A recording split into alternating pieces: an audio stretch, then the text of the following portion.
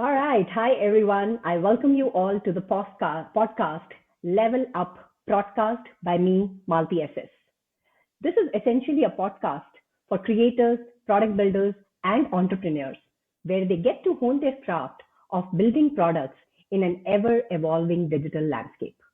They get to hear a rich blend of insights and wisdom from some of the most seasoned entrepreneurs and product leaders who have built products for India, from India, and for the world. And in the first episode, I am super excited to welcome my first guest, none other than multi talented entrepreneur Neha Bagaria. Thank you, Neha, for being the first person on my show. Thanks, Malti. It's a pleasure to be here. Thank you. Well, Neha needs no introduction. She is the founder and CEO of Herkey, India's largest career engagement platform for women that unlocks opportunities, learning, and communities for women by connecting them with their career champions. Neha founded Herkey, formerly JobsForHer, in 2015 after taking a 3.5 year break from her own career when she had her children. Over the last 8.5 years, Herkey has witnessed remarkable growth, expanding from its inception to cater to more than 4 million women. Yes, you heard it right, throughout India. The organization collaborates with over 15,000 companies across the country that emphasizes diversity and inclusion, aiding them in connecting with and hiring more women professionals. Her exceptional achievements have earned her tremendous amount of recognition and accolades in various prestigious lists. And some of them, most remarkably, are the Forbes list, Forbes India list, and the most recent, the Business Line Changemaker Awards 2023 for her outstanding contribution to the social transformation in India. So, while we talked about a lot of these multifaceted aspects of Neha, today we are going to delve into the product leadership side of Neha, who has been very passionately building the digital products from jobs for her times and now leading the transformation of this product into a community led model. And of course, I, being working very closely with Neha, have witnessed this firsthand. So let's get into this without making any more delays.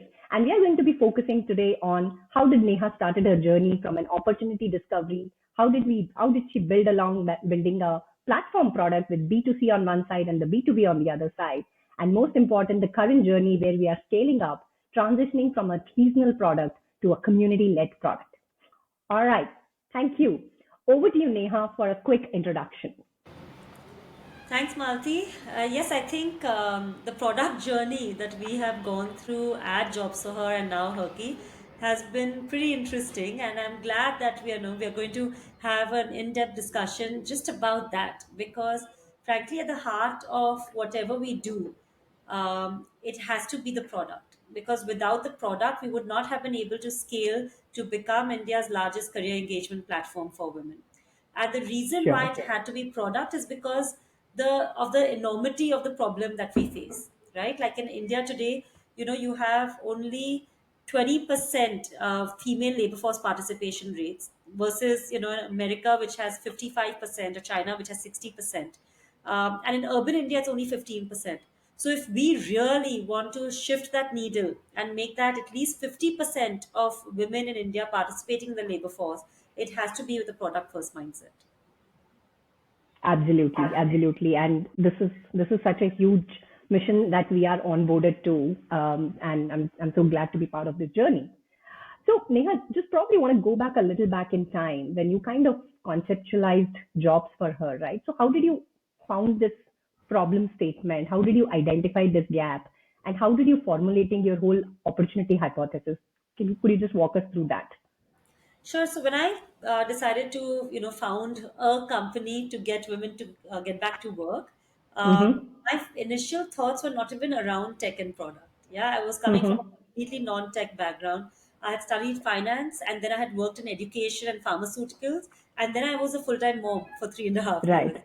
Right. Um, but when I realized the enormity of the problem, that's when my younger brother, who's one of my first mentors, he's the one who convinced me that it has to be solved using technology, and that's Mm-hmm. when I started, delving into really understanding what it takes to actually build a platform. Yeah. Mm-hmm. some of the early books that I read was platform thinking, and it really changed the way I looked at solving this problem.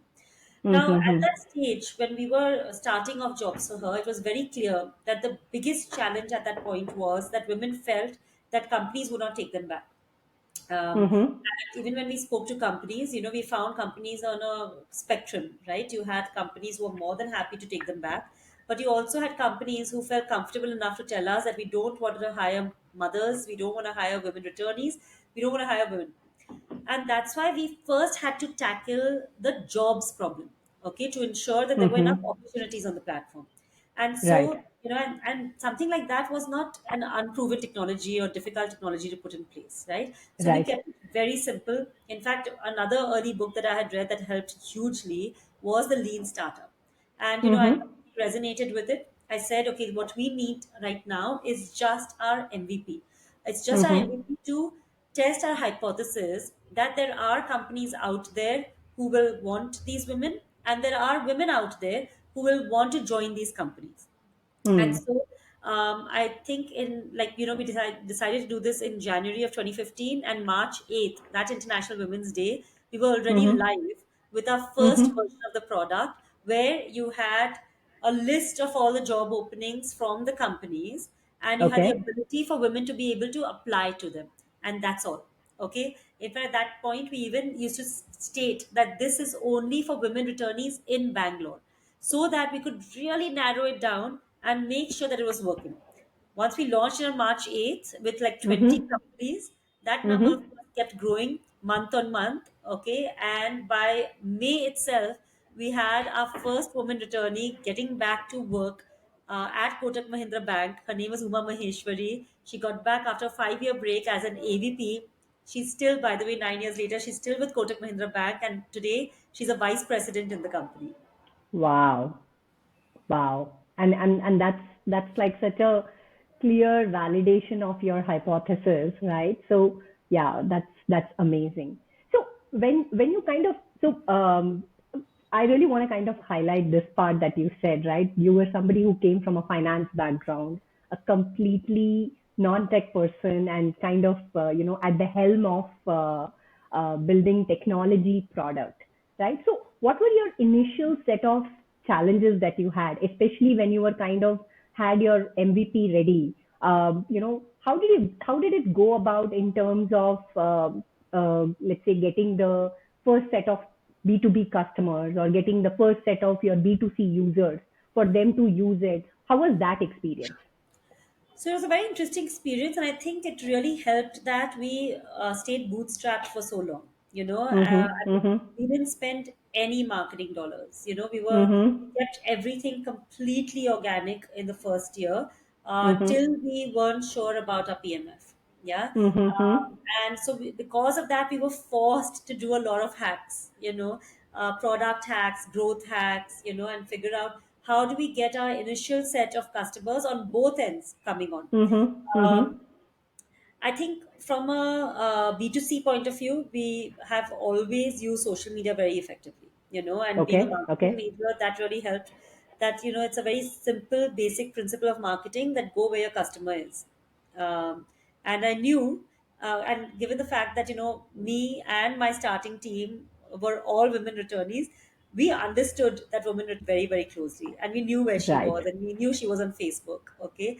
And we put together a very, very strong content marketing strategy, using Facebook as a means to get to these women and then pull Right. them into the product. From a company's point of view, we used every possible network that we could. In Mm-hmm. fact, the person, who heads my sales team right now, her first year at Jobs was just calling up companies every single day and asking them to list for free on the platform, but to hire Okay. women attorneys. And that took convincing too. Yeah. Hmm. And that's why I think in the beginning, that first whole year, we followed a very Mm-hmm. simple principle, which is, which by the way we still follow even today at Herkey, which is first you do and then you build. Mm-hmm. We don't jump into building something just because we feel that we need it, and that's our gut and that's our instinct, and we actually first do it physically, Right. manually. Okay, we don't care about the fact that hey, this is such a manual process. How could we possibly, do it in a product company? We always first do it manually. If we see that it's working and it can scale, then we put in the effort to actually build the product features required to scale it. Completely. I mean, that's such a, as you spoke about, I think some of the very key important parts that you spoke about was that, and especially with your core team, also many of them coming as women returnees. I think empathy is a very, very important aspect of that. So you know how these, where these women were, how these women felt, how to reach out to these women, right? And I love this part of staying nimble and first you do and then you build, right? That's like the core philosophy of doing MVP. Whether you do it as a WhatsApp group or whether you do it as a manual process or just find your hack, as you said, to just get that problem identified and find your problem solution fit before you go full throttle to build something. Exactly. Completely agree. Wow. So Neha, probably just want to kind of, and I know this has been a very, very iterative journey as you kind of learned and hacked and pivoted and, built what we are today, right? So, in this journey, right? I mean, I have seen that what we started as just for women returnees, eventually we kind of expanded our segment to other segment of women, whether it is somebody who's starting their career or somebody who's growing up in their careers. Today, we have a bunch of different offerings for these women, as well as for companies also. We are kind of catering to a whole different types of companies, whether it is large enterprises or, medium-sized companies. So in this journey, as you kind of evolved, both as a business as well as on your product, how do you manage to keep the value proposition? Because there are two different segments. It's a platform product, so the expectations are very different. The value proposition needed to keep them engaged, to keep them coming back to the product is very different. So how did you strike that balance? Yeah, that's a great question, Malti, and we have definitely struggled with it, right, over the years. And finally, Mm-hmm. I think this what really helped us struggle was understanding what the flywheel of our company was. Yeah. Mm-hmm. And Mm-hmm. that is why we narrowed it down to do these three things and these three things alone, which is Mm-hmm. opportunities, learning, and communities. And the Mm-hmm. reason why it's these three things is because they all feed into each other. Yeah. Mm-hmm. One of them doesn't sit in a silo somewhere else with which has and that has nothing to do with the other two, right? Right. Like for Right. example, um, when you have the right opportunities, okay, the right jobs, people will be more interested to learn, Right. okay, and the community will be much more interactive around those jobs. Yeah. Right. There will be Right. a lot of community that will be built up around the job seekers and the job providers. Now if Right. you think about just the learning piece of it, yeah, if Mm-hmm. you Mm-hmm. have the right learning on the platform, it is getting women more equipped for the opportunities, okay, and through the community itself there's a lot of learning that you can also gain. Right. And then when you think about the community, which is the networking part of it, it's not community just for the heck of a community. Yeah. Right. This is not a community where you would come to find, what is the best color of lipstick that is hot right now. Yeah. Right. It is a Right. community that has its foundation in opportunities and learning. Yeah. Right. Through this community, you'll be able to find the right job, you'll be able to find the right learning, you'll be able to find the right people for your career. And Right. that's why I think when we started looking at this integration of the three, that's when it became very simple. Because then everything that we do that builds on opportunities helps your learning and communities and vice versa.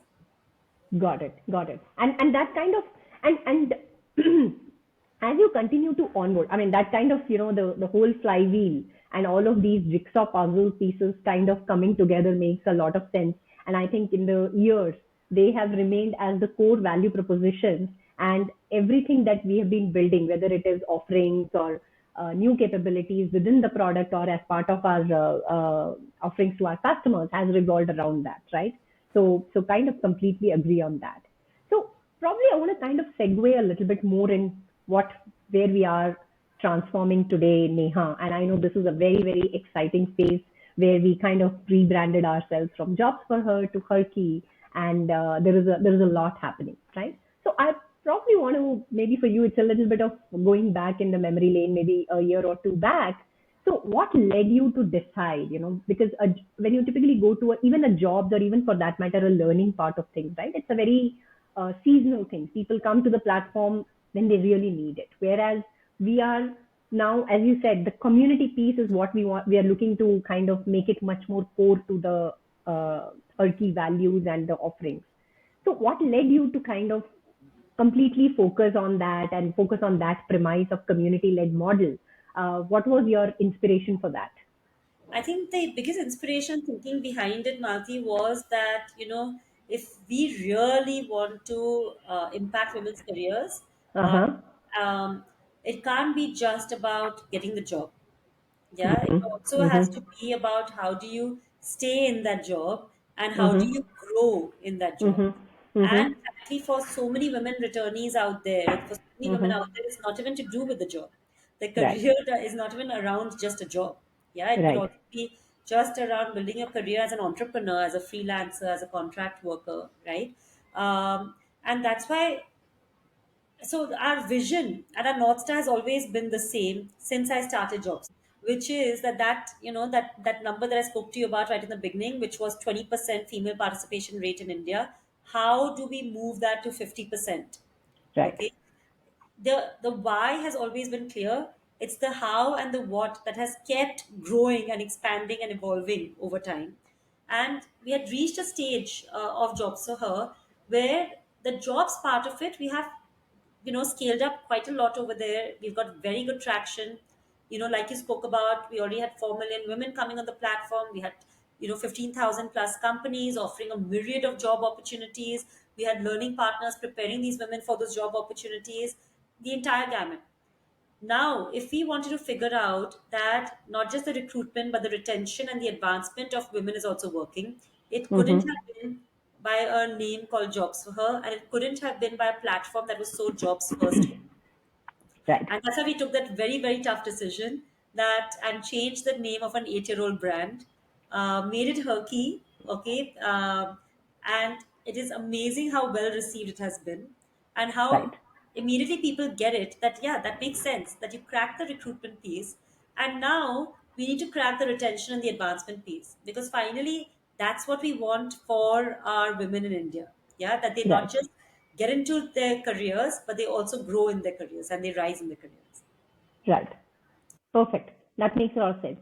But I mean, I also see that, Neha, because like Jobs for Her has been so, as a brand, recall is a very, very strong brand, right? So I'm sure as we go through this journey, we will have some paths to navigate before, Herkey becomes that strong recall value, which is completely able to resonate with Jobs for Her, Yeah, but right? actually, I have to tell you how smooth this transition has been. First of all, we made the very great decision to call ourselves Herkey, formerly Jobs for Her, for a period of Yes. one whole year in order for Right. the transition to be smoother.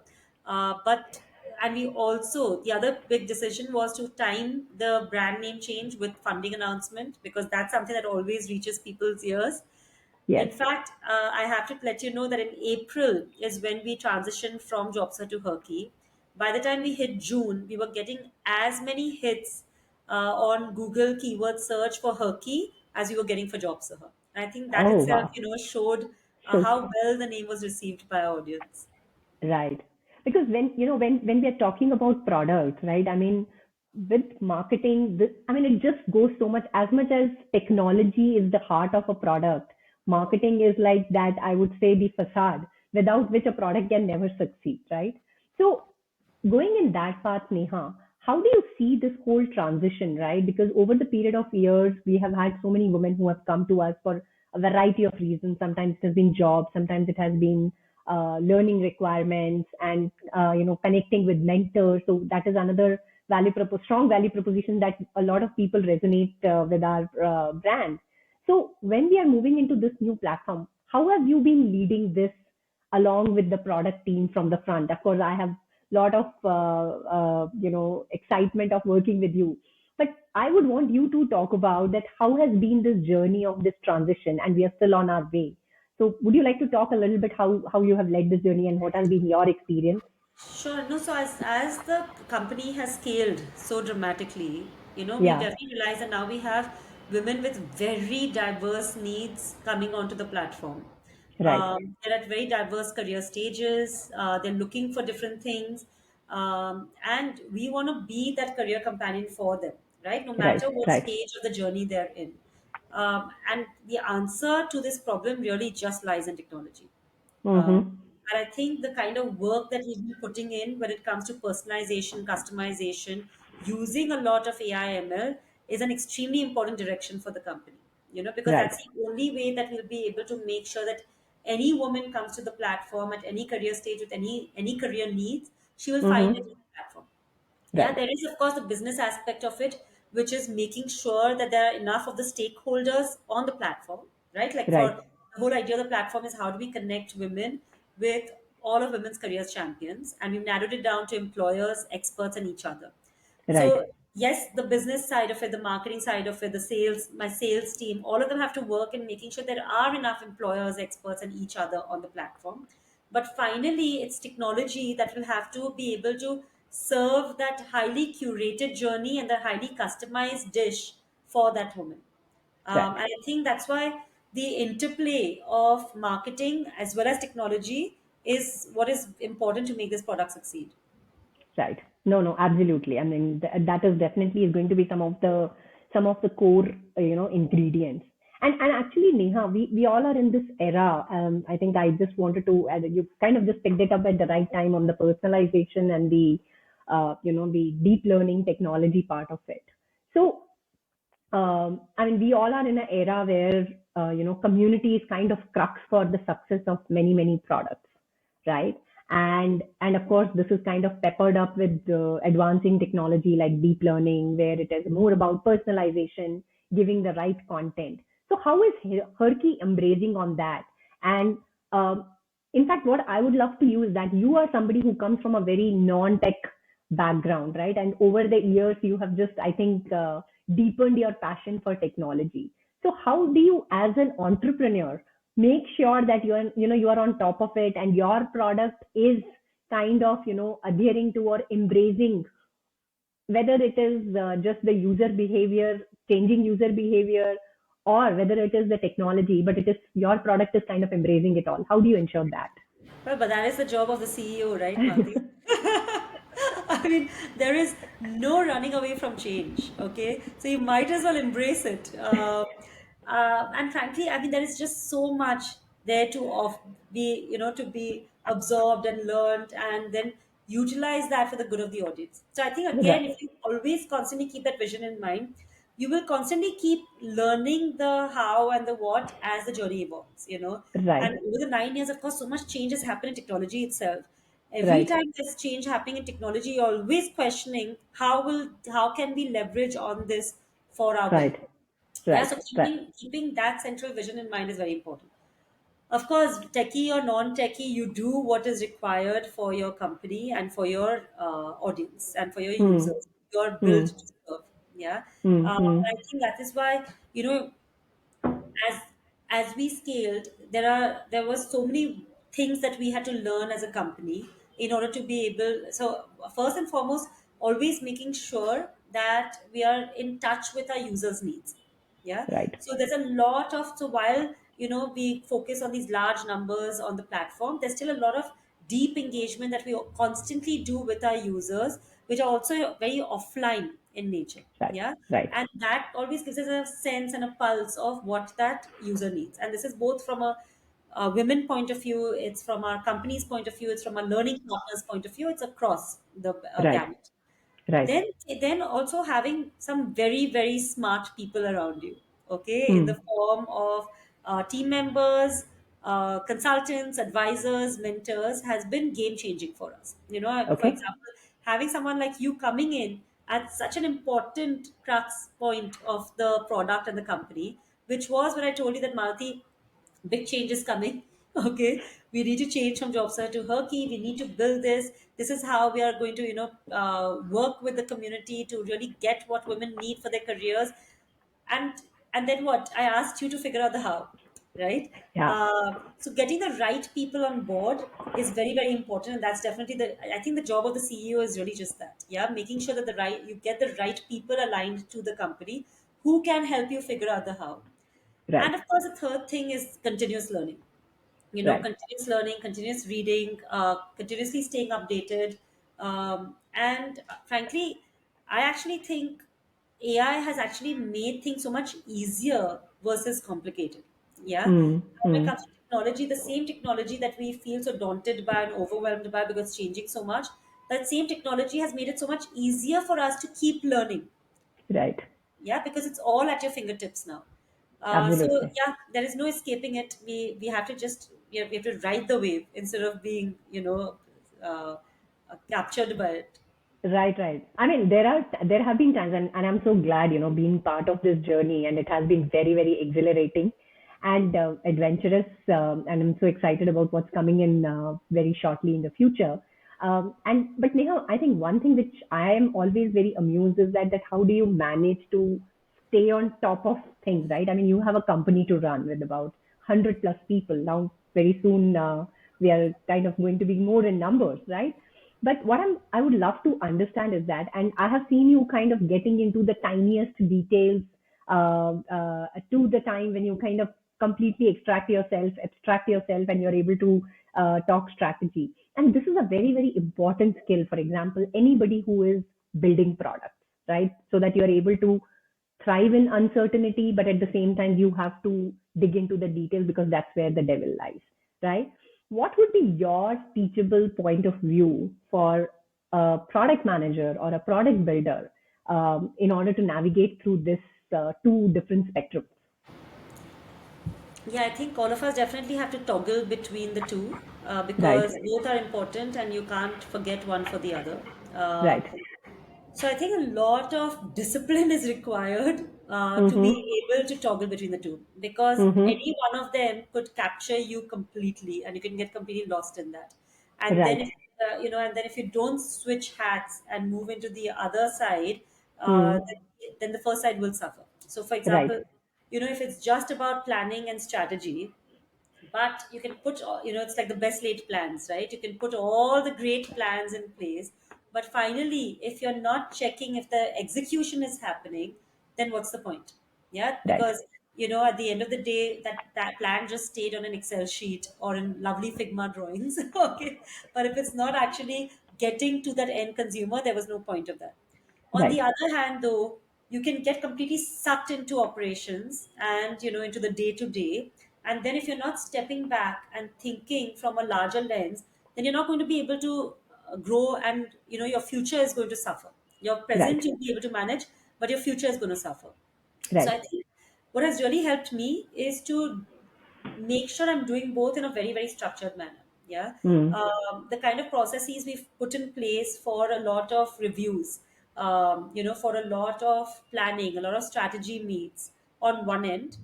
And mm-hmm. then understanding that there are some things, right? For example, a lot of initiatives and programs and events that we run, we've been doing it for many years. Yeah. Right, uh, in short, the first time we do anything, I will get involved into the macro detail of it, okay, the mm, micro detail of it. But mm, second time, I will step back and get more into the reviewing of it. Third time, mm-hmm. I don't even have to get in. Right. Okay, It's then it's already oiled. then it's just any fires, any Right, troubleshooting that comes to right, me. Yeah. right, And so forcing yourself, okay, to extricate yourself out of those right, situations, and that also is what actually gives people the chance to grow and right, people the chance to improve what you have put in place. right. And that has actually worked beautifully for us. Perfect. Yep. I mean, you're right. I mean, unless you get into the details, you don't know, the first hand, what are the challenges, what are the issues, what is working, what is not working. And I think that is from a resilience and to be consistently growing. I think this is a very, very important aspect. Yeah, completely makes sense. All right. So Neha, that was really a lot of learning, and I definitely made notes of some of the exciting things that you spoke about. And in fact, for me, for myself, I think I've shared this with you earlier also that every day is a great learning when we work together, when we have those conversations, right? So I would definitely want my viewers also to have maybe, let's say, one key teachable point of view that you would like to share with them, that you would like to leave with them, what would that be? Well, I'm assuming that most of your viewers and listeners are going to be product people, Right. right, Swati? And I think from the one takeaway that I would like to leave with them when it comes to product is Mm-hmm. to really be obsessed with your user. Mm-hmm. Yeah, and not obsessed with the act of doing and building cool technologies. Yeah, Mm. and especially not obsessed with doing what is trending. Yeah, or like literally ignoring what is trending and the buzzwords and what is hot, and actually just being obsessed with what is it that your user needs. And Right. if you can find a simple solution for solving your users problems, then that's the best way of going about it. Yeah, the simpler we keep it, the more success we'll be able to find, and the quicker success we'll be able to find. And Correct. then of course being very very okay with being proven completely wrong and starting off again from scratch. Yeah, Right.